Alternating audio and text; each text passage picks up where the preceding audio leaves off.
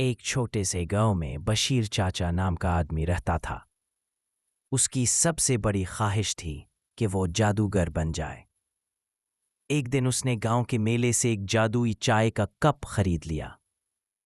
दुकानदार ने कहा, इस कप में चाय नहीं, किस्मत बनती है। बशीर चाचा ने फौरन चाय बनाई और बोला, एक कप, मुझे अमीर बना दे। कप से आवाज आई, पहले चीनी डालो, फिर देखो जादू। मगर जब चीनी डाली तो कप उछल कर बोला, बस अब तो बन गया चीनी का जादूगर।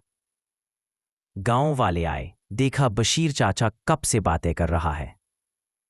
किसी ने पूछा, चाचा ये कब बोलता है? चाचा बोला, हाँ, मगर तभी जब मेरी बीवी पास ना हो। इख्तिताम, आखिरकार पता चला कि कप के नीचे चाचा के भांजे ने स्पीकर लगाया था। पूरा गांव हंसी से लूट-पूट हो गया और बशीर चाचा को नया नाम मिला, जादुई चाचा।